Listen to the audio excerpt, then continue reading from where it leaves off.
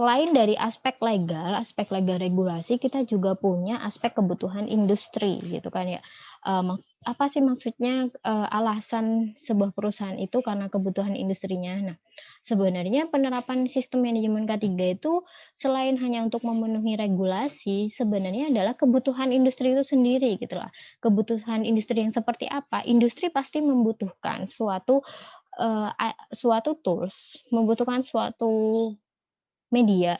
Bagaimana kita mengetahui, kinerja K3 dalam organisasi, bagaimana kita mengetahui kinerja K3 di perusahaan kita, bagaimana kita mengetahui bahwa penerapan, program-program pencegahan kecelakaan kerja dan penyakit akibat kerja di perusahaan itu sudah berjalan dengan baik gitu kan ya. Nah, salah satunya adalah dengan menerapkan sistem manajemen K3. Dengan tadi kita mulai di awal dari aspek, kebijakannya ya, dari perencanaan kita mulai dari kebijakan, komitmen dari pimpinan, lalu kita follow up dengan mengidentifikasi potensi bahayanya dan resikonya, kita lakukan upaya pengendalian resiko, kita tentukan lagi programnya, hingga nanti mengevaluasi dari penerapan-penerapan program-program pengendalian resiko itu bisa diketahui, kinerja K3-nya bisa diketahui dengan menerapkan sistem manajemen K3 yang baik. Nah, yang kedua selain dari, kebutuhan industri untuk, organisasinya itu sendiri, ada beberapa customer yang menuntut perusahaan, yang meminta perusahaan membuktikan bahwa perusahaan memang sangat memperhatikan aspek keselamatan tenaga kerjanya, aspek keselamatan proses kerjanya. Nah, memang tidak sedikit ya perusahaan-perusahaan customer yang menuntut itu, khususnya customer-customer luar negeri. Memang mereka sangat memastikan bahwa produk ini di di dikerjakan oleh perusahaan dengan, eee, standar safety yang cukup tinggi gitu kan. Pekerjanya itu dalam kondisi yang produktif, sehat, tidak mengalami kecelakaan kerja, tidak mengalami penyakit akibat kerja, tidak mengalami kelelahan dan lain sebagainya.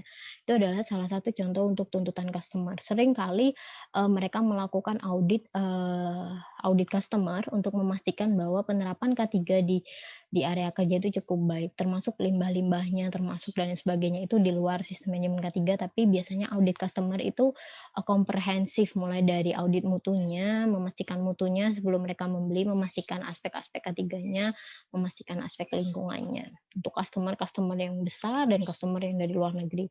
Lalu yang ketiga adalah, penerapan SMK3 ini merupakan dasar penghargaan. Kita tahu bahwa setiap tahunnya Kementerian Tenaga Kerja itu mempunyai penghargaan kepada perusahaan yang ditunjukkan dengan sertifikat, berlogo emas, perak, dan juga bendera yang, itu bisa meningkatkan branding perusahaan dalam, dalam hal marketingnya, bahwa perusahaan sudah menerapkan apa, regulasi pemerintah, sudah mendapatkan penghargaan dan lain sebagainya. Dan juga itu memang ada tuntutan kebutuhan sertifikasi yang terakhir.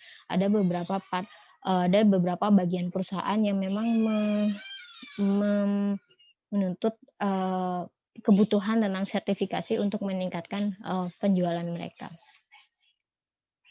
Nah, lalu kalau tadi kita sudah mendefinisikan apa, kenapa, apa itu SMK3, kenapa kita menerapkan SMK3, nah yang sekarang siapa sih yang harus menerapkan sistem manajemen K3? Kalau misalkan bapak-bapak, pabrik tahu itu apa wajib ya Bu menerapkan sistem manajemen K3 gitu? Atau cuman untuk yang sekelas, pabrik-pabrik besar seperti Maspion, seperti Panasonic, atau seperti Pertamina gitu kan. Nah, di PP 50 tahun 2012 tentang penerapan SMK3 di pasal 5 disebutkan bahwa penerapan SMK3 ini wajib bagi perusahaan yang pertama mempekerjakan pekerja atau buruh paling sedikit 100 orang atau mempunyai tingkat potensi bahaya tinggi, high risk. Nah, kapan dikatakan suatu perusahaan itu memiliki tingkat potensi bahaya yang cukup tinggi? Nah, itu sesuai dengan ketentuan mengenai potensi bahaya tinggi perusahaan itu ada Kemenakernya, silakan kalian, cek di Kemenaker 18799 juga bisa tentang bahan kimia, dan peraturan yang lain gitu, bahwa, suatu perusahaan bisa dikategorikan tingkat potensi bahaya tinggi dari proses industrinya, dari proses yang ada di perusahaan, dari, proses pengolahannya sampai juga di produknya. Nah, kedua jenis perusahaan inilah yang wajib menerapkan SMK3. Sekarang, kita, diskusi. Kalau misalkan seperti rumah sakit tentu mempekerjakan pekerja ya, dokter, perawat, bidan, administrator, itu semuanya pekerja gitu kan, definisinya itu pekerja dan pasti lebih dari 100. Apakah wajib menerapkan SMK 3? Berdasarkan PP 50 itu wajib, masuk dalam kriteria penerapan SMK 3. Apakah pabrik tahu dengan pekerja lebih dari 100 juga wajib menerapkan SMK 3? Dalam PP 50 itu juga termasuk. Yang penting dia pengusaha atau perusahaan yang mempekerjakan pekerja atau buruh paling sedikit 100. Bu, kalau misalkan kilang minyaknya itu yang offshore gitu, tapi kan dia tidak, pekerjanya tidak jumlahnya 100. Nah, kalau dia masuk dalam tingkat potensi bahaya tinggi, sebuah operasional dengan tingkat potensi bahaya tinggi, maka, dia harus menerapkan sistem manajemen K3 sesuai dengan PP 50 tahun 2012. Walaupun pekerjanya tidak lebih dari 100 orang, misalkan pekerjanya cuma 50 gitu kan ya, itu tetap menerapkan sistem manajemen K3.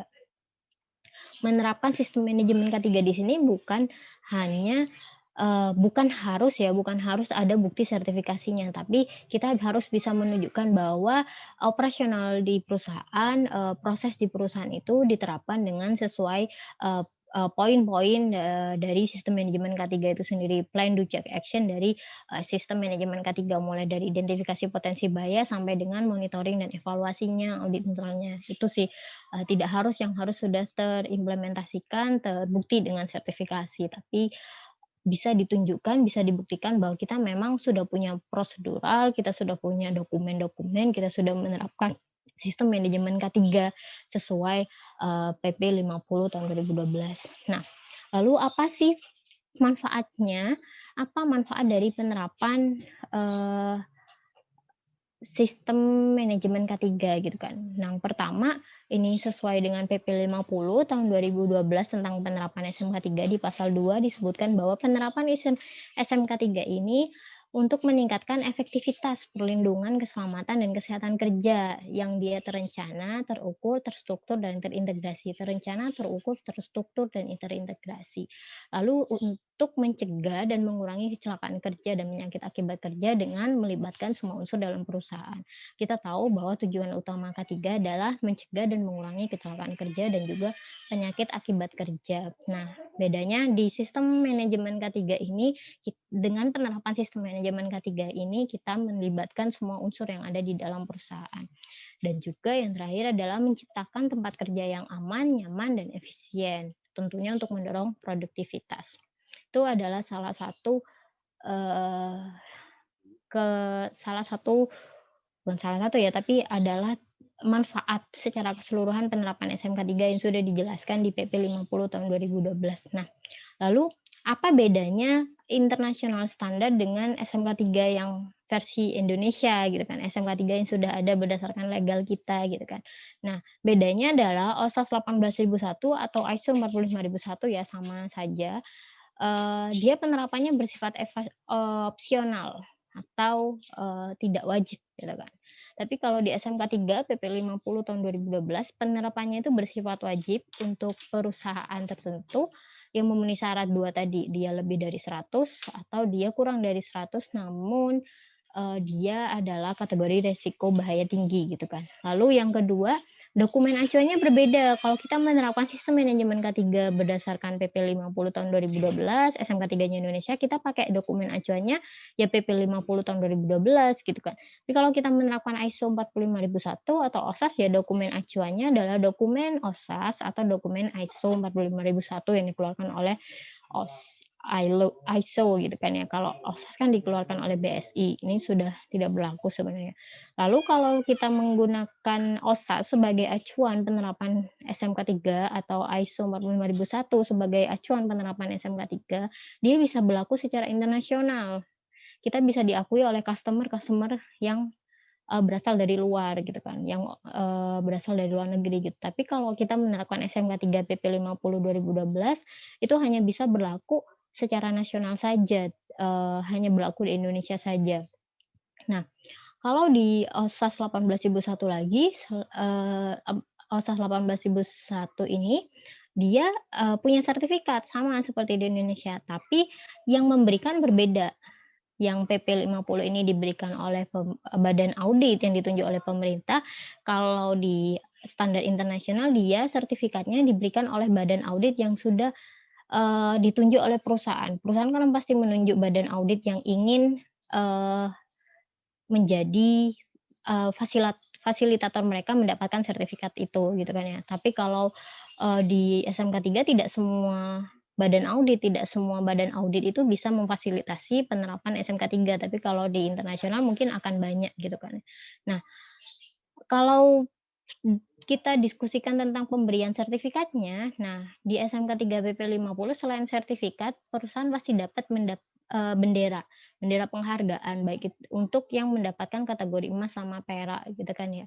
Nah kalau di penerapan internasional standar, OSAS ataupun ISO nggak ada, kita hanya dapat suatu sertifikat dan nanti boleh dicantumkan logo penerapannya gitu untuk yang sudah lolos audit sertifikasi. Nah yang terakhir yang paling utama karena OSAS dan ISO ini, ISO 45001 sifatnya sukarela, boleh iya, boleh enggak, perusahaan boleh menerapkan atau tidak gitu kan ya. Nah, tidak ada sanksi untuk tidak menerapkan ini, tapi beda sama SMK 3 PP 50. Jika kita tidak menerapkan, maka kita akan mendapatkan sanksi, seperti itu. Nah, untuk pertemuan ini, sudah cukup, untuk pertemuan tentang sistem manajemen K3, kita jumpa lagi di pertemuan yang selanjutnya tentang integrasi manajemen sistem. Saya akhiri, wassalamualaikum warahmatullahi wabarakatuh.